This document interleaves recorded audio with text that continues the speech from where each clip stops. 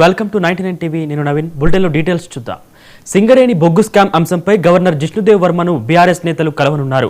BRS working president KTR ఆధ్వర్యంలో BRS నేతలు గవర్నర్ను కలిసి సింగరేణి కుంభకోణంపై సమగ్ర విచారణ జరిపించి బాధ్యులపై కఠిన చర్యలు తీసుకోవాలని కోరనున్నారు.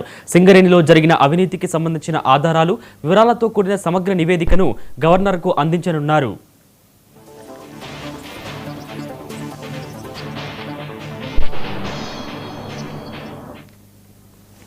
తెలంగాణలోని కాంగ్రెస్ ప్రభుత్వం అవినీతిలో కూరుకుపోయిందని, సింగరేణి సంస్థలో వేల కోట్ల రూపాయల ప్రజాధనాన్ని యథేచ్ఛగా లూటీ చేస్తుందని బీఆర్ఎస్ ఆరోపించింది. సింగరేణి వంటి ప్రతిష్టాత్మక సంస్థలో జరిగిన ఈ భారీ కుంభకోణంలో సీఎంతో పాటు వారి కుటుంబ సభ్యులు, డిప్యూటీ సీఎం, పలువురు మంత్రులు నేరుగా భాగస్వాములయ్యారని బీఆర్ఎస్ ఆరోపిస్తోంది.